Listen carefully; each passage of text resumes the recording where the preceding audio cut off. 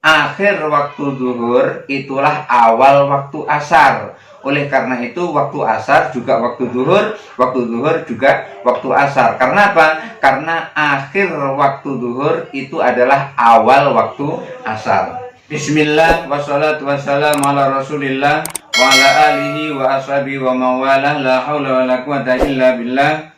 Rabbi shrah li sadri wa yassir li amri wahlul 'uqdatam min lisani yafqahu qawli, amma ba'du. Bismillahirrahmanirrahim. Wa amma sholatu allati qablaha, adapun sholat yang sebelumnya, kan tadi pada saat sadar ia melaksanakan sholat pada waktu ia sudah sadar itu. Lalu bagaimana dengan sholat yang sebelumnya?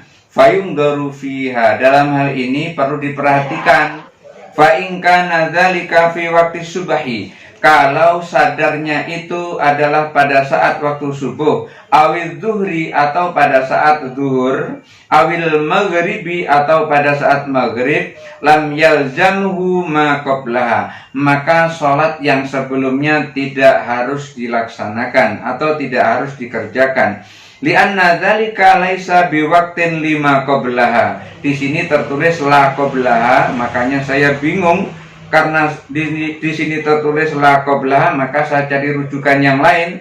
Ternyata bukan la qablaha, li'anna dzalika laisa biwaqtin lima qablaha, bukan la qablaha. Karena pada saat itu bukanlah waktu untuk melakukan sholat untuk waktu sebelumnya. Jadi hanya waktu saat sadar itulah yang dipakai untuk melakukan atau ada kewajiban melakukan sholat, tetapi sebelumnya tidak. Wa in kana dzalika fi waqtil asri, tetapi kalau sadarnya itu pada saat asar, au fi waqtil isya'i, atau sadarnya pada saat waktu isya, faqala fil jadid, disebutkan di dalam qaul jadid, yaljamuhu dzuhra, maka sholat zuhur itu harus dilaksanakan. Bima yaljamu bihil asru, sebagaimana diharuskan untuk melaksanakan sholat pada saat asar itu. Wayal jamul maghribu, dan juga sholat maghrib harus dilaksanakan. Bima yaljamu bihil isya'u, sebagaimana dilaksanakannya sholat isya. Wa fi ma yaljamu bihil asru wal isya'u kaulani, adapun tentang keharusan untuk melaksanakan sholat asar dan sholat isya itu ada dua pendapat. Ahaduhuma, yang pertama, rakaatun, itu ukurannya adalah 1 rakaat.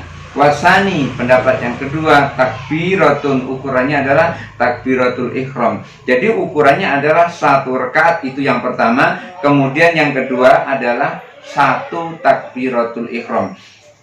Ini ada dua pendapat. Wad dalilu alaihi, dalilnya adalah anna waqtal asri waktu zuhri, bahwasanya waktu asar itu adalah waktu zuhur. Gimana maksudnya waktu asar itu adalah waktu zuhur? Maksudnya begini, akhir waktu zuhur itulah awal waktu asar. Oleh karena itu waktu asar juga waktu zuhur juga waktu asar. Karena apa? Karena akhir waktu zuhur itu adalah awal waktu asar. Wa waqtal isya'i waqtul maghribi, dan waktu isya itu adalah waktu maghrib. Maksudnya akhir waktu maghrib itulah awal waktu isya. Makanya keduanya adalah istirak. Antara zuhur dan asar ada istirak. Antara maghrib dengan isya juga ada istirak. Artinya satu waktu untuk berdua.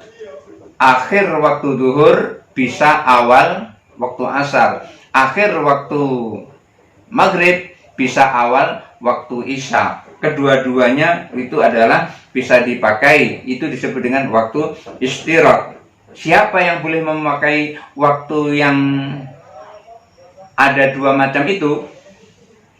Fi haqqi ahlil udri, ini adalah waktu untuk orang-orang yang memiliki udzur.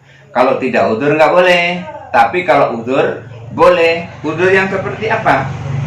Wawal musafiru, udzur seperti seorang musafir. Maka seorang musafir itu dia punya waktu yang sangat longgar. Ketika ia melaksanakan sholat asar di awal waktu, dan sholat zuhur di akhir waktu, maka untuk orang yang musafir itu bisa karena dia punya udzur, dan ini adalah hak miliknya orang yang udzur, yaitu musafir. Wa haula'i min ahlil udri, dan juga milik orang-orang yang memiliki udzur yang lainnya. Siapa orang-orang yang memiliki udzur yang lainnya itu?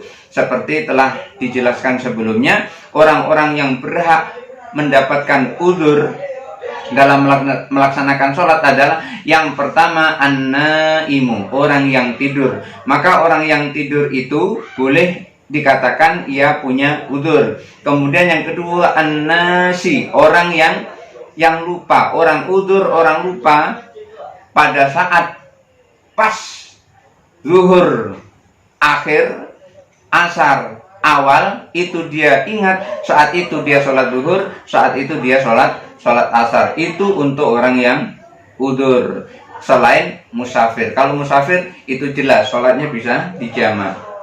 Di samping itu juga orang yang terkepung dengan hujan yang sangat lebat ingin sholat berjamaah, dan di tempat berjamaah itu ingin menjamak sholatnya, itu juga sama, itu memiliki waktu udzur atau pada kondisi udzur. Faja'ala dzalika waqtan laha. Oleh karena itu, pada saat awal asar adalah akhir zuhur, akhir maghrib adalah awal isya, ini adalah dibuat waktu ini untuk mereka yang memiliki udzur fi haqqihim, itu adalah hak mereka. Untuk itu mereka-mereka yang punya udzur boleh melaksanakan waktu yang seperti tadi. Tetapi kalau tidak udzur tidak bisa melaksanakan itu. Wa qala fil qadim, dan disebutkan di dalam qaul qadim, fihi qaulani, dalam hal ini ada dua pendapat. Ahaduhuma yajibu bi rak'atin wa taharatin.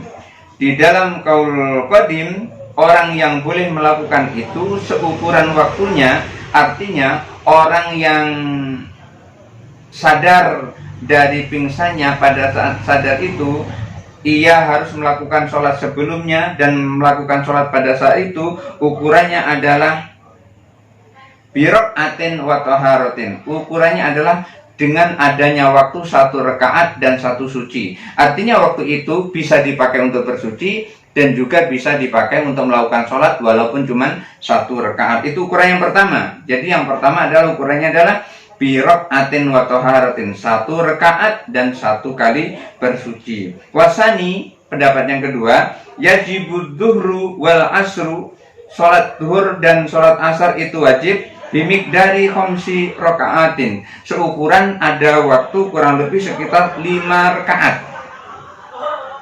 Bukan hanya 1 bersuci dan 1 rakaat, tapi ukurannya adalah ketika melaksanakan sholat 5 rakaat itu masih ada waktunya. Maka saat itu boleh melakukan sholat pada saat itu dan sholat sebelumnya, yaitu pada saat sholat duhur dan sholat asar itu ukurannya kurang lebih sekitar 5 rakaat. Arba'un lidzuhri, 4 rakaat untuk melakukan sholat duhur, wa raka'atun lil asri, dan 1 rakaat untuk melakukan sholat asar.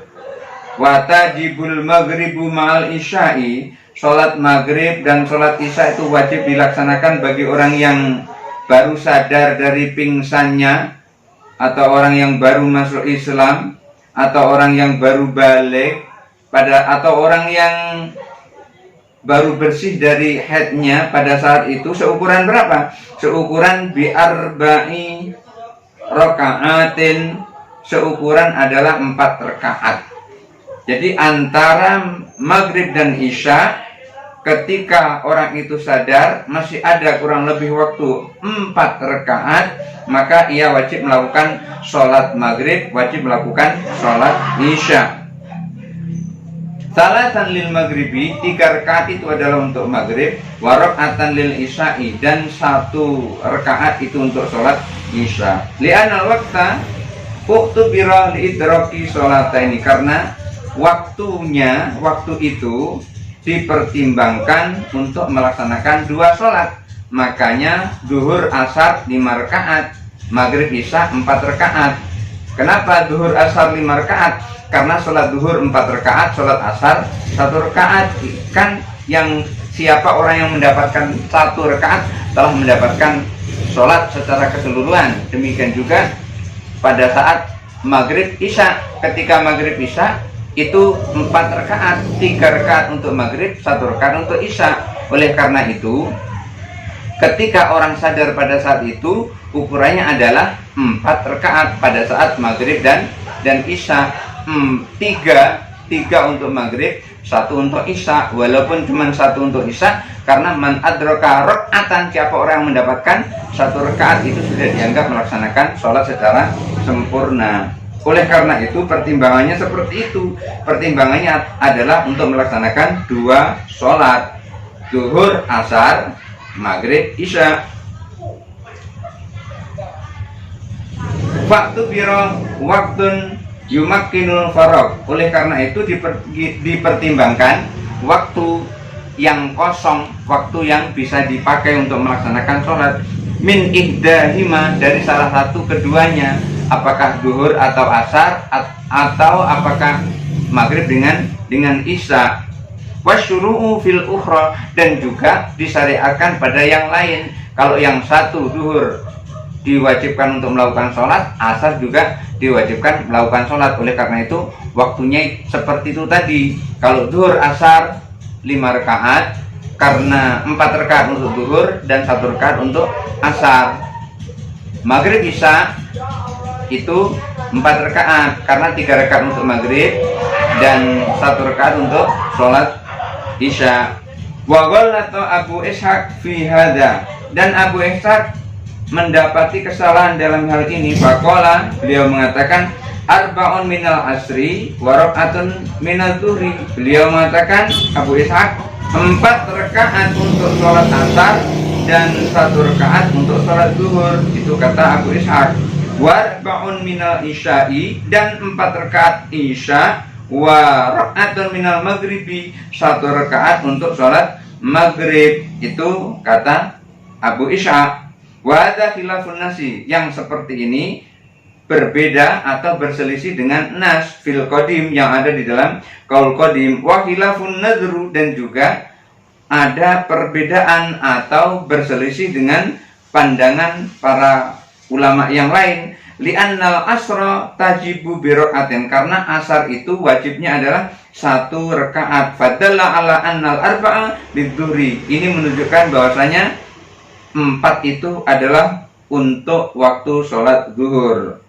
Wa kharaja Abu Ishaq, lalu Abu Ishaq mentahrij dalam hal ini fil mas'alati, dalam masalah ini, qaulan khamisan, pendapat yang kelima, annahu yudrikul zuhra, bahwasanya memperoleh sholat zuhur wal asra, dan memperoleh sholat asar, bimikdari ihda sholataini, dengan seukuran waktu salah satu dari 2 sholat. Itu ukurannya. Wa takbiratun, dan juga takbiratul ihram. Jadi Abu Ishaq Ibrahim bin Ali bin Yusuf Asyirazi mentahrid pendapat yang salah dan pendapat yang benar dari pendapat sebelumnya ini.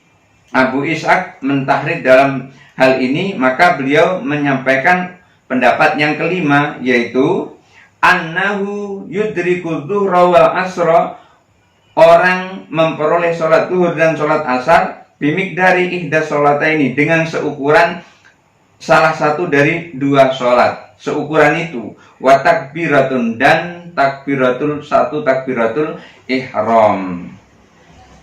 Ini bermacam-macam pendapat para ulama.